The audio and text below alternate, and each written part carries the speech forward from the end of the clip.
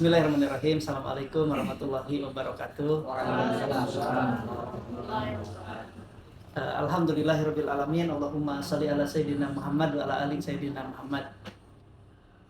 Syukur alhamdulillah teman-teman. Saya senang sekali ini di malam Minggu bisa kumpul ya kan. Dan luar biasanya ini anak-anak muda yang barangkali orang lain mah malam Minggu teh nongkrong gitu ya. Scroll media sosial, memotoran, mabar gitu ya. Alhamdulillah masih ada anak-anak muda yang secara usia masih belia menyempatkan hadir untuk kajian ilmu. Ini luar biasa. Dan masa depan kita insya Allah akan cerah. Kalau para pemudanya banyak yang kayak gini gitu. Kebayang 10-20 tahun ke depan kalau hari ini pemudanya diisi oleh orang-orang yang mageran gitu ya, tiduran, scroll media sosial berjam-jam, kemudian main game gitu ya, nonton, memotoran gitu ya, ngeberebet dan lain sebagainya. Itu kebayang 10-20 tahun ke depan mau jadi apa negeri kita gitu. Ini alhamdulillah dengan adanya pemuda-pemuda ini paling tidak kita rada regret gitu ya, rada tenang lah. Ini generasi masa depan, mudah-mudahan insya Allah lebih baik di kemudian harinya.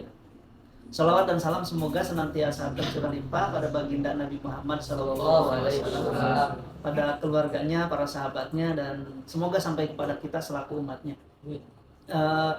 Alhamdulillah saya diberi tema ini oleh panitia untuk membahas menelusuri jejak Subang. Kalau dilihat dari artinya dulu gitu ya, atau apa sih Subang Larang itu? Pada dasarnya itu nama orang, Subang Larang itu. Kalau dulu barangkali disebutnya Nyai Subang Larang gitu ya. Ada juga yang menyebut, memberi judul di bukunya Putri Subang Larang gitu. Ada juga yang menyebut Nyimas Ratu Subang Larang gitu ya. Nama-nama yang disematkan kepada beliau, Nyai Subang Larang tersebut. Kalau dari definisi Subang itu sekarang kan jadi nama kabupaten, Kabupaten Subang gitu ya. Artinya Subang itu ini anting kan? Arti Subang itu. Nah, Subang itu anting atau apa sih namanya ya? Suweng kalau orang Sunda menyebutnya ya, suweng. Sepasang anting gitu ya, Subang. Kalau larang itu mahal. Dagangannya larang, nggak berarti mahal dagangannya gitu ya. Atau mobilnya larang, mewah gitu ya. Jadi larang itu bisa diartikan mahal, mewah, istimewa gitu ya, keren, bagus. Maka kalau disebut Subang Larang berarti itu anting yang sangat berharga gitu ya, anting yang mahal atau lux atau memiliki kualitas yang sangat tinggi, maka disebut Subang Larang. Secara arti begitu ya. Tapi ini nama seorang orang tua. Siapa sih Subang Larang itu? Dan orang mana? Begitu kan? Aslinya Subang Larang itu orang Cirebon, Pak. Cirebon. Nah, dia putri dari Ki Gedeng Tapa. Siapa Ki Gedeng Tapa itu? Ya, beberapa referensi menyebutkan Ki Gedeng Tapa merupakan salah satu bangsawan keturunan kerajaan Galuh. Gitu ya, Galuh di Ciamis. Dia salah satu keturunan bangsawannya gitu, Ki Gedeng Tapa, yang diberi wewenang oleh kerajaan Galuh waktu itu, Sunda Galuh, untuk mengelola pelabuhan Muara Jati, Syah Bandar. Karena kenapa seorang saudagar, seorang penguasa pelabuhan dianggap keren pada waktu itu? Ya gimana gak keren, karena moda transportasi pada waktu itu yang paling jauh yaitu kapal, perahu gitu ya, kapal-kapal, bukan pesawat, karena waktu itu pesawat belum ada. Dan tentara yang hebat pada masa itu angkatan laut kan, angkatan udara mah udah kesini ya, udah perang dunia 1, dunia 2 itu ada angkatan udara. Kalau dulu ya angkatan laut yang kerennya bisa menjelajah dunia itu angkatan laut. Maka laksamana itu keren-keren pada masa itu gitu ya. Maka ketika seseorang diangkat menjadi Syah Bandar atau penguasa pelabuhan, berarti dia itu orang kalau sekarang penguasa bandara kan, gitu ya, apa namanya, direktur atau apa gitu ya di bandara, Soekarno Hatta. Kalau sekarang dia penguasanya gitu, yang mengendalikan transportasi ya, apa, pesawat dari berbagai negara datang ke sana gitu kan. Dia menjadi pengelolanya, yaitu Syah Bandar dulu. Dan kedudukan Syah Bandar pada masa itu selain sebagai Syah Bandar juga sebagai penguasa lokal, gitu. Jadi penguasa untuk wilayah Cirebon dan sekitarnya. Nah, Subang Larang itu putri dari Syah Bandar Pelabuhan Muara Jati di Cirebon, gitu ya. Pada mulanya ketika tahun 1416, Muara Jati kedatangan seorang ulama besar, namanya Syekh Hasanuddin. Beliau dari Campak, begitu ya, cucu dari Syekh Jamaluddin Al-Akbar. Syekh Hasanuddin ini sepupu dari Sunan Ampel. Sunan Ampel yang berdakwah di wilayah Jawa bagian timur ya. Nah, Syekh Hasanuddin datang ke Cirebon. Beliau intinya magilah, saya Hasanuddin gitu ya, saya seorang pendakwah, kami izin untuk ya intinya ikut tinggal di situ, ikut menyebarkan agama di situ. Dan itu masya Allah ya, luar biasa mendapatkan sambutan dari Ki Gedeng Tapa atau Syah Bandar Cirebon tersebut.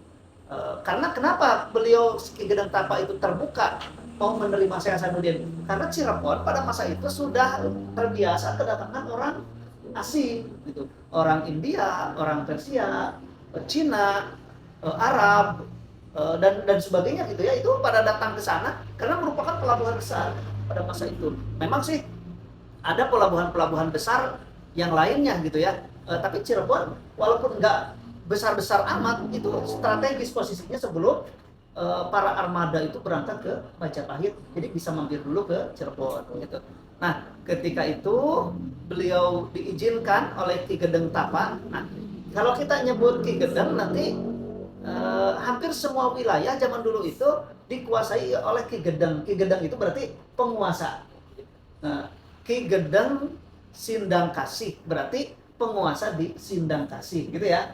Ki Gedeng Karawang berarti penguasa di Karawang gitu ya. Ki Gedeng Sumedang penguasa di Sumedang gitu. Nah, itu yang kalau ada kita nama Ki Gedeng berarti itu penguasa di wilayah tertentu gitu ya. Nah, ketika tadi ya Syekh Hasanuddin tinggal di Cirebon, beliau mendirikan pesantren. Dan beliau Syekh Hasanuddin ini ngajinya bagus gitu ya, qura'nya bagus, bacaan Qur'annya merdu gitu ya, sehingga orang-orang Cirebon pada masa itu banyak yang tertarik untuk datang ke pesantren yang didirikannya walaupun baru gitu, dan mereka ingin belajar bagaimana bisa ngaji seperti itu. Nah, termasuk yang tertarik untuk menitipkan anak-anaknya yaitu Ki Gedeng Tapa sendiri. Maka dia menitipkan Subang Larang yang pada itu masih kecil, masih usia 12 tahun. Nah, dititipkanlah ke Syekh Hasanuddin untuk belajar membaca Al-Quran, belajar Qur'an gitu ya. Nah, ketika itu sekian lama berjalan pesantren itu ya, belum sampai 1 tahun barangkali ya, 1416 itu kedengeran oleh penguasa di Galuh. Di dalam catatan sih disebutkan itu Prabu Anggalarang. Tapi sebetulnya kalau Prabu Anggalarang itu hanya dikenal dalam cerita pantun. Menurut referensi yang lain, Prabu Anggalarang itu adalah Prabu Dewa Niskala, putra dari Prabu Wastu Kencana, gitu ya. Nah, kedengaran oleh Prabu Dewa Niskala bahwa di Cirebon ada kegiatan agama baru, gitu ya, untuk menyebarkan keyakinan yang beda dengan keyakinan yang selama ini dianut. Maka Prabu Dewa Niskala mengutus pejabat untuk menghentikan kegiatan pesantren tersebut. Nah, dihentikanlah Syekh Hasanuddin itu di Cirebon. Akhirnya beliau tidak boleh menyebarkan agama Islam, dan akhirnya Syekh Hasanuddin pamit tahun 1416 itu, pamit ke Ki Gedeng Tapa gitu ya. Ya, Tuan Syah Bandar, Ki Gedeng Tapa, sebagaimana engkau ketahui, barangkali gitu ya ucapannya. Saya sudah menyebarkan Islam di sini, berupaya dengan cara damai, kekeluargaan, dan masyarakat banyak yang tertarik. Tapi apa daya, pemerintah setempat tidak mengizinkan. Maka oleh karena itu izinkan saya untuk pamit dari tempat ini. Berat Ki Gedeng Tapa itu karena putrinya belajar di situ. Tapi penguasa waktu itu tidak memberikan kesempatan untuk melanjutkan dakwah, mau gimana lagi. Nah akhirnya Syekh Hasanuddin itu kembali, rencananya ada yang menyebutkan kembalinya ke Pasai, Samudra Pasai, tapi ada yang menyebutkan juga beliau kembali ke Malaka. Nah, kemudian setahun di Malaka, ada dua riwayat ini. Sebelum kepergian Syekh Hasanuddin, Ki Gedeng Tapa ini ada yang menyebutkan menitipkan putrinya Subang Larang untuk dibawa supaya bisa jadi santriwati ke Malaka sana atau ke Pasai sana gitu ya. Tapi ada juga yang menyebutkan Subang Larang ini nggak ikut gitu ya, masih tetap tinggal di Cirebon gitu. Nah, terlepas ikut atau tidak, yang pasti ketika tahun 1417, terima kasih supaya terseret ya. Tahun 1417 itu armada Laksamana Cengho dari dinasti Ming mampir di daerah Pasai atau Malaka gitu ya. Bertemulah dengan Syekh Hasanuddin. Ngobrol lah di antara mereka itu Laksamana Cengho dengan Hasanuddin. Tuan, Laksamana ini hendak pergi kemana? Maka disampaikanlah bahwa kami hendak pergi ke negeri Jawa. Kami akan ke Pajajaran. Kemudian kami juga akan ke Majapahit, begitu ya. Akan melalui wilayah-wilayah itulah. Maka Syekh Hasanuddin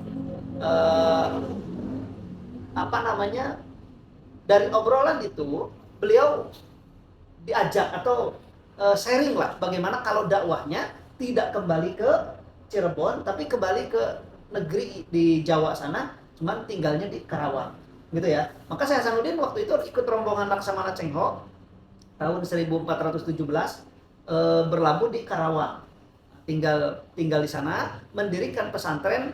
Karena bagus bacaan Qur'annya, maka pesantren itu dikenal dengan pesantren Kuro gitu ya, di dalam Karawang gitu. Nah itu tahun 1417 1418 sudah ada pesantren Karawang. Maka Subang Larang pun nyantri ke sana gitu ya. Kalau tadi ikut versi yang pertama Subang Larang ikut ke Pasai, berarti pulangnya bareng.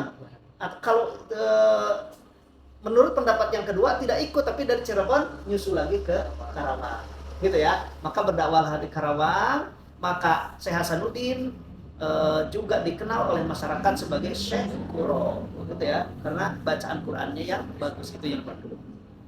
Ternyata aktivitas di Karawang nih kan itu terdengar juga oleh pihak kerajaan nih.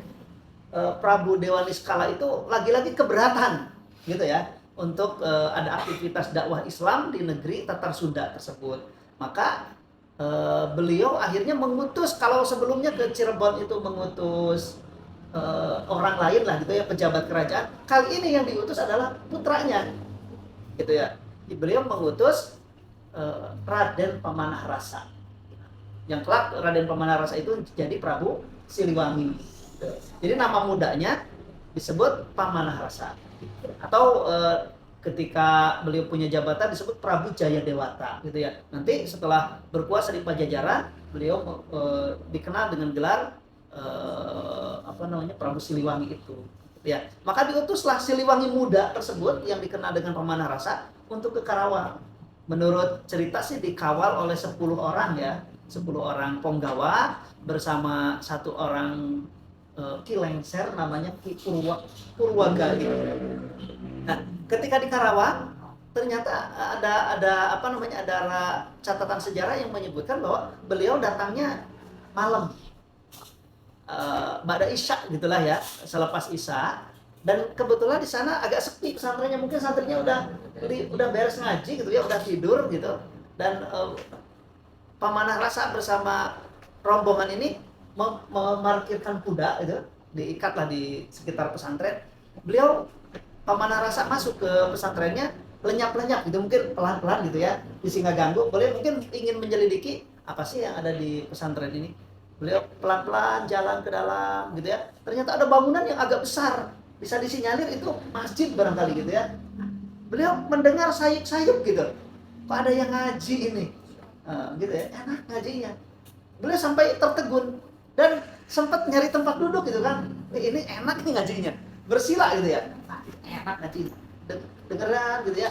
Jadi diperhatikan terus sampai beliau berpikir, ini bahasa apa ya, kok aneh, nggak seperti biasanya gitu.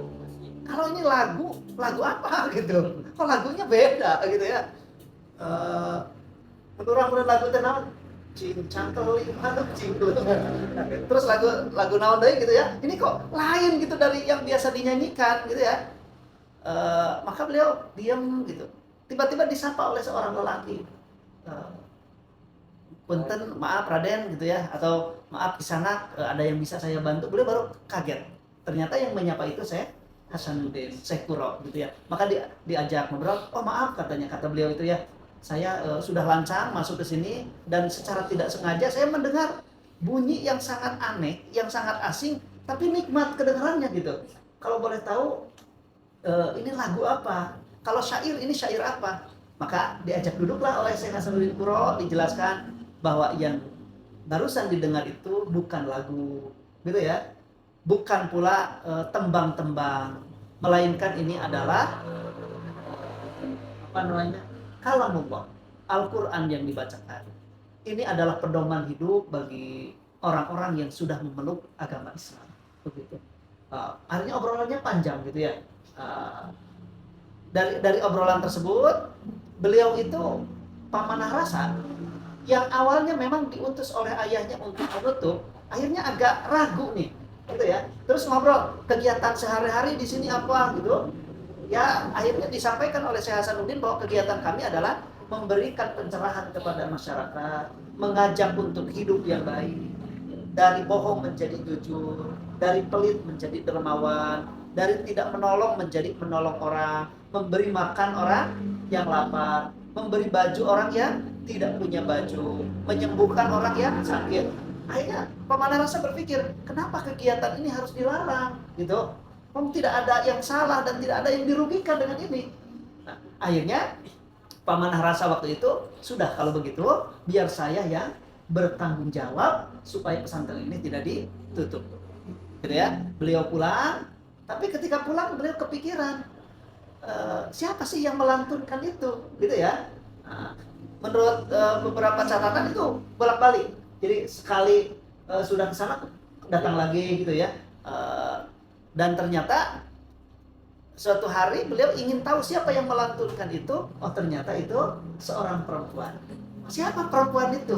Gitu ya. Dia ingin tahu, maka setelah dipertemukan bahwa kata Syekh Hasanuddin yang melantunkan ayat tersebut perempuannya adalah ini. Gitu ya. Santri wati saya namanya Subang Lara. Wah, berarti semakin tertegun gitu ya. Suaranya bagus, orangnya cantik, gitu ya. Nah, singkat cerita, maka pemanah rasa ini sebetulnya sudah menikah kan, sudah menikah. Tapi kemudian dalam pernikahan itu yang sudah agak lama bersama Ratu Mas Ambet Kasih, putri Ki Gedang Sindang Kasih, itu tidak dikaruniai anak. Maka ketika beliau hendak menikah dan sudah naksir Subang Larang, memang tujuannya supaya memiliki keturunan, gitu ya. Sebetulnya beliau juga sudah berpikir agak lama ingin menikah, ingin mendapatkan perempuan lagi sebetulnya, gitu ya. Cuman belum ada lah, belum kesampaian untuk mendapatkannya. Sekarang udah ketemu di Subang Larang. Maka singkat cerita beliau mengajukan lamaran kepada Subang Larang itu melalui Syekh Hasanuddin tersebut. Kata Syekh Hasanuddin, ya Raden ini keturunan raja, bahkan putra mahkota gitu ya. Ya kami sangat berbangga dilamar oleh orang terhormat seperti Raden ini. Akan tetapi di dalam ajaran kami tidak boleh seorang muslimah menikah dengan laki-laki yang non muslim, gitu ya. Yang kedua, kalau santri saya ini menikah, maka harus dijamin kemerdekaan dalam agamanya, gitu ya. Maka termenung di situ ya pemanah rasa.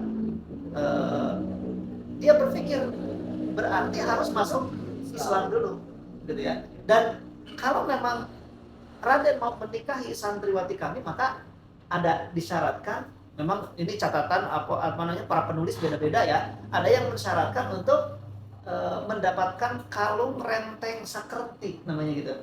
Tasbih kunci kurang gitu ya. Harus membawa tasbih dan harus bisa mengamalkan tasbih itu. Gitu ya. Berarti kalau mengamalkan tasbih itu subhanallah, walhamdulillah, la ilaha illallah, wallahu akbar. Artinya berarti harus masuk Islam. Gitu kan? Baru bisa menikah. Dan akhirnya Pamanah Rasa ini menyepakati, menyetujui untuk masuk Islam, gitu ya. Jadi Prabu Siliwangi masuk Islam, yang menurut salah satu catatan sejarah masuk Islam. Meskipun para sejarawan berbeda pendapat di sini. Ada yang menyatakan pada saat pernikahan Pamanah Rasa itu masuk Islam, tapi hipotesisnya kemungkinan Islamnya tidak kuat setelah kembali ke istana, beliau kembali ke ajaran lamanya. Tapi dalam pernikahan itu syahadat, gitu ya. Pendapat yang kedua menyatakan masuk Islam tapi menyembunyikan keislamannya, gitu ya. Nah, wallahu alam bishawab, ini masih jadi perdebatan di antara para peneliti ya, para sejarawan. Yang pasti kita juga berpikir begitu, tidak mungkin seorang ulama besar Syekh Quro menikahkan Subang Larang yang pada waktu itu berposisi sebagai muslimah santriwati, apalagi mempelajari hukum-hukum syariat Islam, kemudian menikah dengan seorang lelaki yang non-muslim. Itu berat rasanya dan tidak mungkin seorang ulama besar melakukan perbuatan tersebut, kecuali tadi ada hipotesis yang tadi dua tadi ya, dia masuk Islam kemudian keislamannya tidak kuat kembali ke ajaran lamanya, atau dia masuk Islam kemudian menyembunyikan keislamannya tersebut, gitu ya. Nah yang pasti dari pernikahan itu kelak dikaruniai 3 orang putra. Satu putranya bernama Walang Sungsang, gitu ya, atau disebut juga Pangeran Cakrabuana. Nanti naik haji ke Mekah, beliau punya nama Ki Samadullah, gitu ya. Yang kedua putranya Rara Santang, menikah nanti dengan Syarif Abdullah dan nanti punya anak Syarif Hidayatullah atau yang kita kenal Sunan Gunung Jati, gitu ya. Jadi Sunan Gunung Jati itu berarti cucu dari Prabu Siliwangi, gitu ya. Dan yang ketiga putranya yaitu antar Subang Larang dengan Siliwangi ini Pangeran Raja Sangara atau yang dikenal juga dengan Kian Santang, gitu ya, yang konon menyebarkan Islam ke daerah pedalaman di wilayah Tatar Sunda ini, ya wilayah Garut, gitu ya, Ciamis, Stasi, itu, nah ke daerah sana. Itu dari pernikahannya lahir 3 putra yang semuanya Muslim, dan awalnya mereka tinggal di istana, akan tetapi setelah Nyai Subang Larang wafat di istana, mereka tidak betah anak-anaknya ini, gitu ya. Dan akhirnya kembali ke tempat tinggal kakeknya. Kebetulan kakeknya sudah tidak ada di Cirebon, yang ada adalah pamannya, adiknya Subang Larang, yaitu Ki Gedeng Jumaljan Jati, berarti meneruskan Ki Gedeng Tapa tadi ayahnya, gitu ya. Dilanjutkan oleh adiknya Subang Larang, maka Walang Sungsang ini datang ke pamannya, ke Cirebon. Kebetulan di Cirebon sudah ada ulama baru. Tahun 1420-an itu ada ulama baru dari Baghdad kalau tidak salah ya. Itu namanya Syekh Idopi, yang dikenal dengan Syekh Datu Kafi, atau orang Cirebon juga mengenal Syekh Nurjati, gitu ya. Udah ada ulama baru. Maka kalau tadi pesantren tertua itu di Cirebon pertama, tapi tidak lama kemudian mendirikan lagi di Karawang, itu dianggaplah pesantren yang settle itu di Karawang, pesantren Quro, itu pesantren tertua di Nusantara barangkali, gitu ya. Maka yang kedua adalah pesantren di Amparan Jati itu bersama Syekh Datu Kafi atau Syekh Nurjati, gitu ya. Beliau Walang Sungsang ini belajar kepada Syekh Nurjati, diantar oleh pamannya Syekh Ki Gedeng Jumaljan Jati itu, gitu ya. Nanti bersama adiknya Rara Santang belajar di Syekh di Cirebon, Syekh Nurjati itu. Maka kata Syekh Nurjati setelah sekian lama, anakku, sebaiknya engkau menuntut ilmu lebih luas lagi ke sumbernya. Maka di sana ada adik saya, Syekh Bayanullah di Mekah. Maka beliau berangkatlah ke Mekah, gitu ya. Dan di Mekah itu beliau mendapatkan gelar haji dan Walang Sungsang kembali lagi ke Cirebon, sementara Rara Santang menikah dengan bangsawan Mesir, gitu ya, namanya Syarif Abdullah, nanti punya anak Syarif Hidayatullah. Nanti Syarif Hidayatullah itu pulang ke Nusantara, ke Cirebon, jadilah dia Sunan Gunung Jati, gitu ya, jadi sultan di Kesultanan Cirebon, begitu ya. Nah itu barangkali sekilas tentang Subang Larang bersama keturunannya, begitu. Sangat menarik materi kali ini. Nah, Zed, mungkin sebelum ditutup mungkin lanjut ke sesi diskusi dan sharing. Sebelum lanjut, ada satu lagu yang fenomenal, lagu Jayanti, yang menceritakan tentang Prabu Siliwangi mau diislamkan, tapi kalau nggak salah gitu Prabu Siliwangi mau diislamkan tapi tidak mau dan lari ke hutan. Nah, yang terkenal sekarang tuh Leuweung Sancang. Nah, yang pertama itu di mana? Terus yang kedua di Garut itu ada suatu gunung Gunung Suci kalau nggak salah. Nah, itu tuh disebutnya tuh masyarakat tuh itu makam Raden Kian Santang. Nah, itu gimana itu? Oke. Berkaitan dengan sejarah ini ya, ini banyak sekali versi, baik yang bersumber dari babat atau catatan-catatan sebelumnya, catatan-catatan kuno, atau cerita oral masyarakat yang turun temurun, yang kadang-kadang cerita itu tidak bisa dipertanggungjawabkan kebenarannya, apalagi cerita oral gitu ya, cerita obrolan masing-masing orang yang memang kadang ditambahkan, kadang dikurangi. Bagaimana kita menyikapi hal itu, benar atau tidak? Sebetulnya gini, kita tidak bisa menyalahkan kalau kita tidak punya data pembanding, dan kita juga tidak bisa membenarkan kalau kita tidak punya bukti untuk membenarkan fakta tersebut. Gimana dengan cerita model gitu? Ya nikmati sajalah sementara, sambil kita berupaya mencari data-data yang baik, yang betul. Dari mana data-data itu bisa didapatkan? Ya tentu ya, kalau sejarah itu kan data yang paling kuat dari sejarah itu adalah tulisan sejaman dengan kejadian tersebut. Masalahnya tahun 1400, aya gue tulisan sejaman teh, gitu kan? Nah, ya, kalau tidak ada yang sejaman berarti yang lebih dekat ke kejadian tersebut, gitu ya. Kalau tidak ada lagi, ya wayana berarti kita harus rasional. Begini masalahnya, hampir di Jawa Barat ini, hampir di mana-mana ada patilasan, Mbak. Patilasan Prabu Siliwangi, gitu ya. Hampir di mana-mana ini. Apakah itu benar-benar patilasan? Bisa jadi itu betul, tapi bisa jadi itu hanya buatan orang saja. Kita bayangkan gini, di daerah kita ini banyak makam-makam yang posisinya ada di atas gunung, gitu ya. Bayangkan makam seorang pejabat kerajaan, Raden siapa, Tumenggung siapa, Senopati siapa, di atas gunung di puncak. Zaman ayeuna wae di leuweung, eta kuburan teh. Ali zaman baheula pasti lebih leuweung lagi, gitu kan? Saya juga agak heran ini, kok aneh ya, ada seorang pejabat negara dikuburkan di hutan belantara di atas gunung. Kalau meninggalnya di istana, emang dikuburkannya di leuweung gitu, di bawah rumah, gitu kan? Nah ini yang harus kita kritisi, atau kita juga harus berpikir nalar kita jalan. Jangan sampai ketika ada makam di tengah hutan, kita langsung percaya aja bahwa ini adalah makamnya syekh siapa, ulama siapa, pejabat siapa. Padahal secara rasional, zaman ayeuna ge rek kadinya teh hese gitu. Komo zaman baheula. Nah, gitu misalkan punten-puntennya aya seorang ratu pejabat di kerajaan, istananya di Bogor, gitu ya. Istananya di Cirebon, istananya kerajaannya di Ciamis, dikuburkeun di Subang. Kenapa orang yang meninggal di Bogor kuburannya ya di Subang, gitu. Sementara Subang menurut naskah Ibu Nusantara pada waktu itu adalah hutan belantara, bukan pemukiman, gitu. Meninggal di istananya di Bogor, dikuburkan di Subang, karena rasanya jauh-jauh teuing gitu. Teu masuk akal. Ya zaman baheula yang kendaraannya hanya menggunakan kuda.